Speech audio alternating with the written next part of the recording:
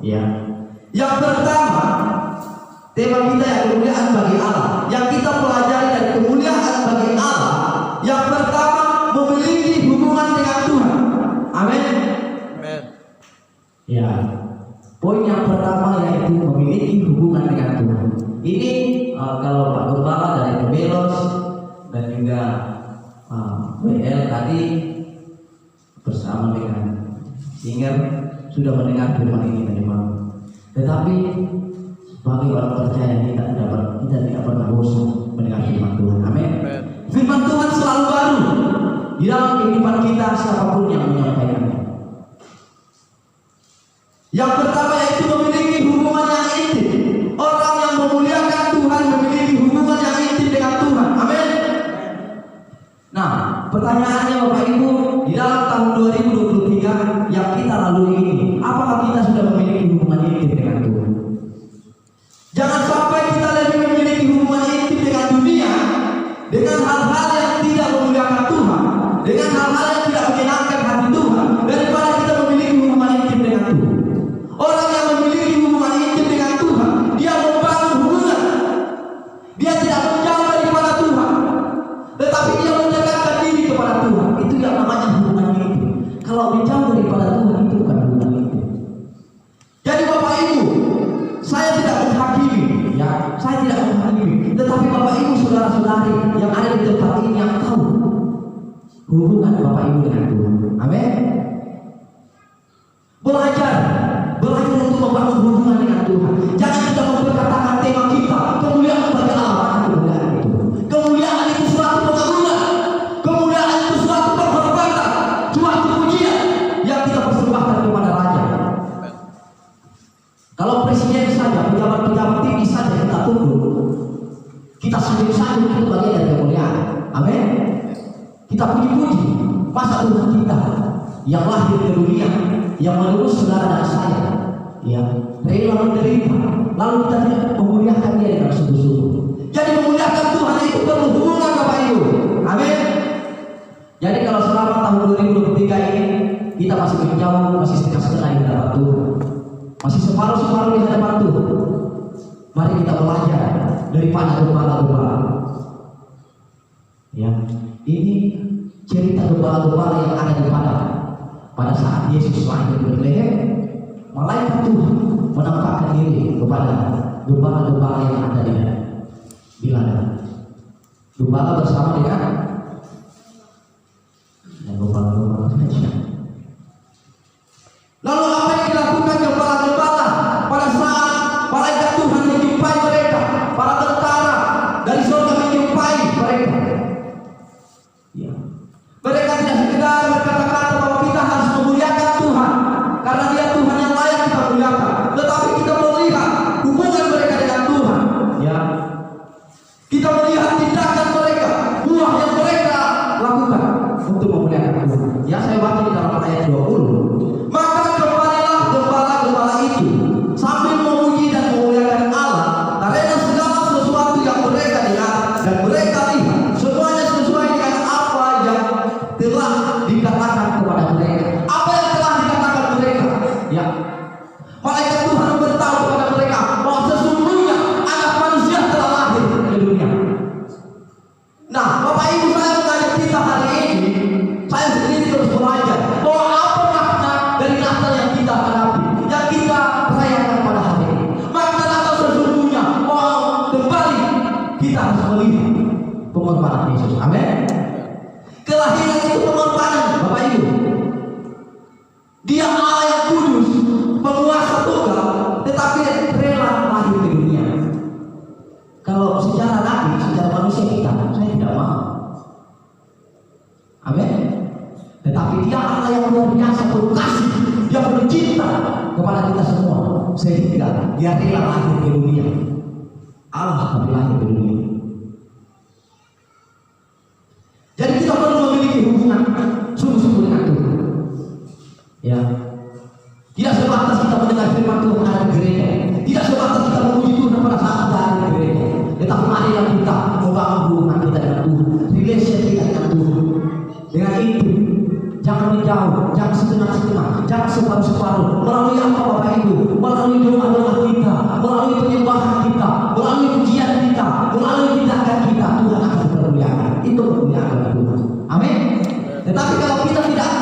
menunjukkan karakter Tuhan, ya, karakter firman Tuhan dalam hidup kita. Bagaimana orang akan memuliakan Tuhan? Bagaimana kita akan memuliakan Tuhan? Sedangkan karakter kita tidak sesuai dengan firman Tuhan. Itu poin yang pertama. Apalagi ciri-ciri orang yang memuliakan Tuhan. Yang kedua, memiliki damai sejahtera. Di tempat ini saya percaya bahwa menyambut kelahiran Tuhan Yesus, memuliakan Tuhan kita, pasti memiliki damai sejahtera. Amin. Jangan kita lebih banyak memiliki damai sejahtera di luar daripada ada di gereja. Kadang-kadang damai sejahtera itu, ya, damai sejahtera dari dunia itu, Bapak Ibu, terbatas adanya, ya. Di saat kita mendapatkan pemberian dari manusia, ya, di saat kita mendapatkan pertolongan dari manusia, kita memiliki damai. Tetapi itu tidak kekal, itu sementara. Setelah berkat itu habis, setelah selesai banyak orang sama kita, damai itu hilang. Tetapi firman Tuhan mengajarkan kita pagi hari ini, milikilah damai sejahtera itu bukan karena dasar manusia, tetapi dasar kasih Allah, dasar pengorbanan. Karena kita mau memuliakan Allah, jadi kita harus memiliki damai sejahtera dalam hidup kita. Ya, jangan bersungut-sungut, jangan mengeluh. Memang manusia pada umumnya suka mengeluh. Bukan saja Bapak Ibu saudara-saudari, tetapi juga kepada saya. Ya, pada intinya Bapak Ibu, kita belajar dari firman Tuhan. Ya, tidak apa-apa kita sebagai manusia biasa mungkin kita mengeluh karena banyak persoalan, banyak masalah, banyak pergumulan dalam rumah tangga. Tidak apa-apa, tetapi jangan berlarut-larut. Amin. Jangan berlarut-larut. Orang yang hidup di dalam Tuhan, orang yang memuliakan Tuhan, harus memiliki damai sejahtera dalam hidupnya.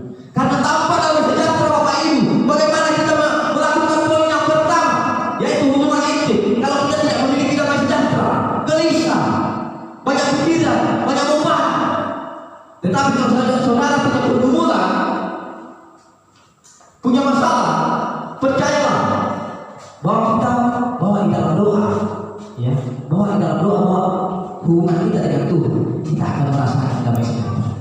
Kalau kita dasari damai sejahtera yang ada di bumi, ya, karena pengorbanan Tuhan, kelahiran Tuhan Yesus, saya percaya bahwa di dalam masalah persoalan yang kita hadapi selalu ada jalan. Amin. Tuhan akan menolong kita. Ya, Tuhan itu jauh lebih besar daripada masalah-masalah yang kita hadapi. Masalah kita itu hanya kecil di mata Tuhan, tetapi kita yang terlalu besar.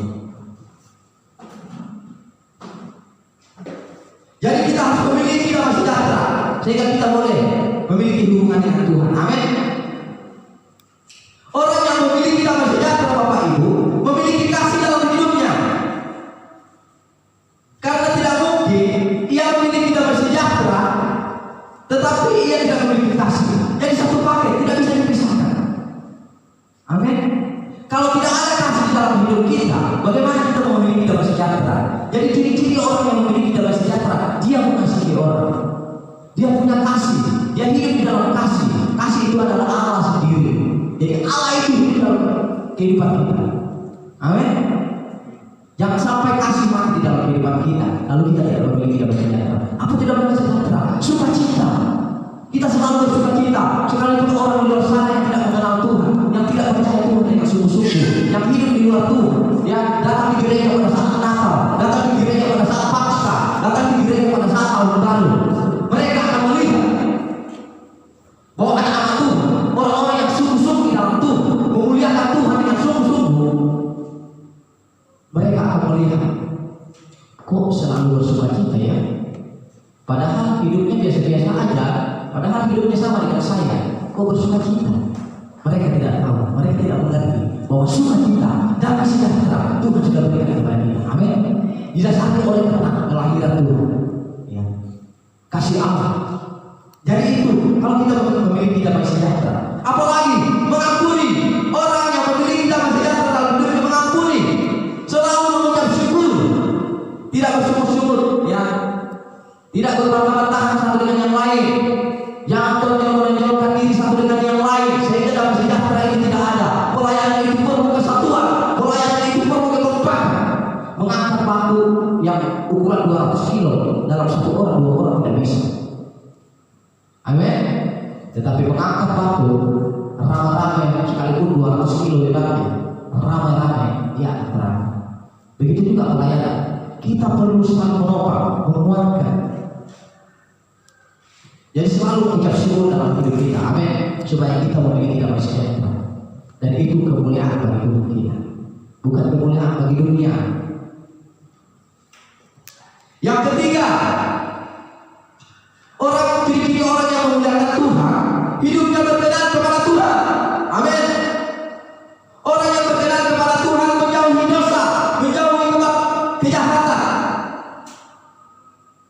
Nah, karena tidak mungkin orang berkenan kepada Allah, tetapi dia hidup di dalam dosa.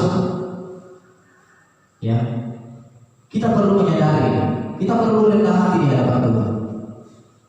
Saya terus belajar, sampai hari ini terus belajar, sampai kapan terus sampai Tuhan panggil saya akan belajar. Bahwa apa yang perlu saya koreksi dalam diri saya, apa yang perlu saya lihat di dalam diri saya. Saya boleh menilai orang, tapi jangan fokus menilai orang.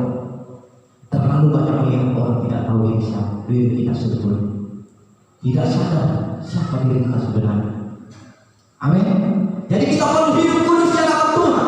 Supaya apa? Supaya kita berkenan. Kita rela meninggalkan kejahatan-kejahatan yang hal-hal duniawi dalam hidup kita. Dosa yang terus kita lakukan, kita harus mengambil komitmen untuk meninggalkan. Sekalipun menurut daging itu, ya memang dosa itu memang enak, ya sedap. Tetapi dosa itu apa? Upah dosa adalah mau. Kebiasaan buruk kita suka menjelekkan orang lain, suka mencerita orang lain. Kita harus bertobat, amin. Mending kita urus diri kita sendiri, kita benahi diri kita sendiri, baru kita membenahi orang lain. Orang dipulihkan bertobat. Saya rindu Bapak Ibu, gereja-gereja sidang yang ada di Indonesia, khususnya yang perintisan, saya rindu dipakai Tuhan yang luar biasa. Jangan dipandang sebelah mata, tetapi Tuhan akan menyatakan kemuliaan Tuhan di dalam gereja-gereja sidang. Amin. Kenapa? Saya tidak membedakan gereja-gereja. Ya. Bagi saya tidak pernah membedakan gereja-gereja manapun. Gereja Kalvari, gereja Protestan. Ya. Kenapa? Kita semua anggota Tuhan. Amin. Kepala cuma satu. Ada tangan, ada kaki, ada mata, ada hidung, ada telinga. Jadi jangan suka menjelekkan orang lain, menilai orang lain boleh. Ya. Tetapi sebelum menilai orang, kita nilai diri kita sendiri. Ternyata saya ini masih angkuh. Saya ini sedikit maju sombong, menonjolkan daging. Nah, itu hal yang berkenan kepada Tuhan. Amin. Orang dipulihkan, gereja bertumbuh, ya, jiwa-jiwa bertumbuh di dalam kehidupan kita, khususnya gereja perintisan, bukan karena perkataan kita. Tidak cukup dengan perkataan kita, tetapi yang utama tindakan kita. Amin. Firman Tuhan katakan, iman tanpa perbuatan adalah kosong, mati, sia-sia, tidak ada gunanya. Jadi kita beriman kepada Tuhan, kita tidak punya tindakan, kita tidak memiliki hubungan yang intim, kita tidak hidup berkenan kepada Tuhan, itu sia-sia adanya. Tetapi saya rindu tahun ini di 25 Desember ini kita percayakan kelahiran Tuhan kita, memuliakan Tuhan dengan tindakan komitmen janji kita dengan Tuhan. Kita tidak berjanji kepada manusia, berjanji dengan Tuhan, komitmen dengan Tuhan, hati-hati. Amin. Sekali ikut Tuhan dengan sungguh-sungguh.